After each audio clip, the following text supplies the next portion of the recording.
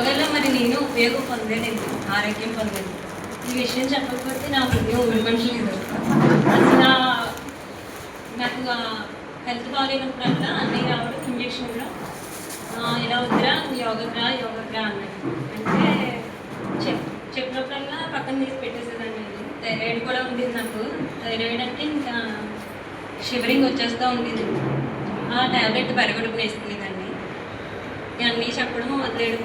ఒకరోజు సరదాగా రమ్మంటే బలవంతంగా ఒకసారి వెళ్ళాను. ఒకసారి అద్దె వెళ్ళిపోయింది. వెళ్తే అది చాలా రోజు చేయడం వల్ల మళ్ళీ నాకు థైరాయిడ్ టెస్ట్ చేయించుకుంటే థైరాయిడ్ లేదన్నారండి.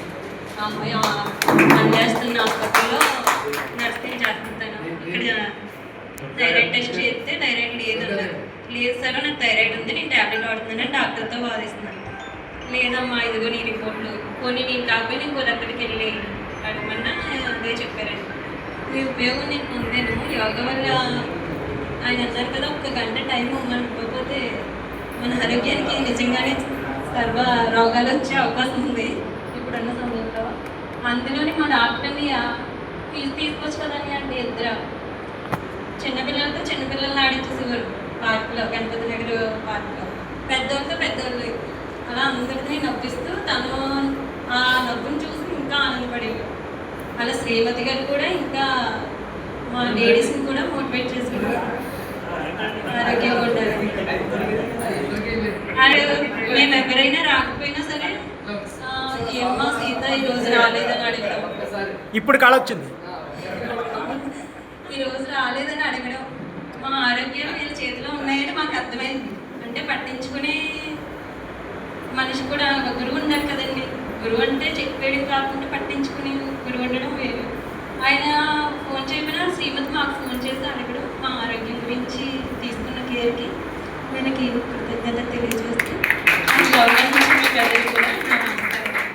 యోగులు చేస్తున్న సత్యగారు ఎప్పుడు చిరునవ్వు నవ్వుతూ ఉంటారు. పిల్లల దగ్గర నుంచి ముసలివాళ్ళ దాకా అసలు యోగా ఏంటి ఎవరితో కలిసిపోతారు అన్నమాట.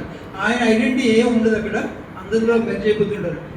గాలిలో నీళ్ళు ఎలా కలిసిపోతుంది, ఎప్పుడు కలిసిపోతుంటారు. అలాగే రైతు చిరునవ్వు నవ్వుతూ వాడి కుటుంబంతో చాలా హాయిగా ఆనందంగా మనస్ఫూర్తిగా భగవంతుని కోరుకుంటున్నాను. 7 రోజుల యొక్క ఈ అనుభూతి నేను చెప్పాలండి.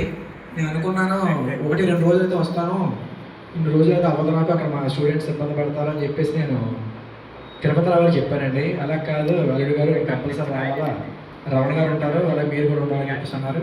సరే ఫస్ట్ 1-2 రోజులు చూశాను. చూసిన తర్వాత ఈ అట్మాస్ఫియర్కి అయితే మాత్రం నేను లాక్ అయిపోయానండి. ఇక్కడ ఉన్న చుట్టుపక్కల వాతావరణానికి నేను కంపల్సరీ లాక్ అయిపోయాను. ఆయన రామం గారు చెప్పే వాయిస్ నాకైతే మనసులో ఇప్పటికి కూడా ఎలా ఉంటుందంటే ఒక సున్నితమైన వాయిస్, పూర్తిగా మనసులోకి వెళ్ళిపోతుంది. ఆయన చెప్పే మెడిటేషను మనం జాగ్రత్తగా మన దృష్టిని మన హృదయాన్ని మన ఆద్యంలో పెట్టుకుని వింటే కనుక ఆయన వాయిస్ నిజంగా ఆ భగవంతుడే వచ్చి మనకు చెప్తున్నారా అన్నట్టుగా ఉంటుందండి. ఆయన ముందు ఆయన చూడడం కాదు, కానీ నా మనసుకి నాకు అదే అనిపిస్తుంది. ప్రతిసారి కానీ 10 మంది చెప్పాలి అనుకున్నాం. అలాంటి వ్యక్తి మన రామం గారు. అదేవిధంగా మన కీర్తి అప్పారా గారు ప్రతిరోజు వచ్చాడు, థ్యాంక్స్ అండి. ఆయన గౌరవం. తర్వాత గోవింద్ గారు ఆయన బుక్ పట్టుకునే ఉంటారండి పొద్దున్నే సాయంత్రం వరకు. మనం వెళ్ళే వరకు బుక్ పెట్టుకుని ఉంటాం, సార్ సంఘం పెట్టారా, సెట్టారా, ఇచ్చారా అని చూస్తూ ఉంటాం. అదేవిధంగా రాజుబాబు గారు. ముఖ్యంగా చెప్పాలంటే ప్రతిరోజు మనం ఇంత టైం 8 వరకు ఉండి ఇంటికి వెళ్ళి టిఫిన్లు వండుకొని చేసుకోవడానికి కష్టమే కదా. టిఫిన్స్ అనేవి తినకుండా ఉండాలి, ఇలా ఆరోగ్యవంతంగా ఉండాలి అనే ఉద్దేశంతో రామచంద్రకృష్ణ వారు రా ఫుడ్ అరేంజ్ చేయడం జరిగిందండి. రా ఫుడ్ అంటే 10 రూపాయలు తీసుకెళ్ళి కొని తెచ్చేసి రా ఫుడ్ కాదండి. ఇది ఎక్కడైతే న్యాచురల్గా ఆర్గానిక్ ఫుడ్ ఎక్కడైతే ఉందో అక్కడికి వెళ్ళి బయటికి వెళ్ళి తీసుకుని వచ్చేవారంటే ఎగ్జాంపుల్ నేను చెప్తాను. ఒక అరటిపండు తీసుకురావాలి అంటే మార్కెట్కి వెళ్ళి కొని తెచ్చేయడం కాదండి.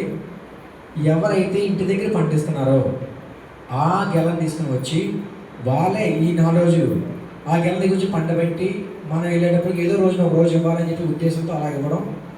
అలాగే ద్రాక్ష పళ్ళు కానీ బొప్పాయి కానీ ప్రతిదీ కూడా ఎటువంటి ఫెర్టిలైజర్స్ కెమికల్ ఫుడ్ లేకుండా రాత్రి 1 గంట నుంచి 2 గంటలు లేచి వాటిని సాల్ట్తో కడిగి, అవి ఓన్లీ లేడీస్ కదా, లేడీస్ ఇన్వాల్వ్మెంట్ లేదు ఇందులో, ఓన్లీ జెంట్సే చేసేది.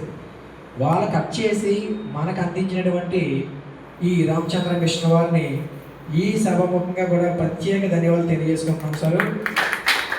ఇందులో తిరుపతిరావు గారు, వరాలు గారు నాకు అదే పని వాళ్ళు అక్కడికి చూస్తున్నారు కదా, రోజు ప్లేట్లు ఇచ్చి వాళ్ళకి తీసుకోవడానికి ఇంకేమైనా కావాలా, లేదా రాగి జామ కావాలా, ఏం కావాలో అడుగుతారంటే వారికి కూడా ఈ సభాముఖంగా ప్రత్యేక ధన్యవాదాలు తెలియజేసుకుంటూ నాకు ఇంత అవకాశం ఇచ్చినటువంటి శ్రీ రామచంద్ర మిషన్ తరఫున నా యొక్క హృదయపూర్వక ధన్యవాదాలు తెలియజేసుకున్నాను. Thank you.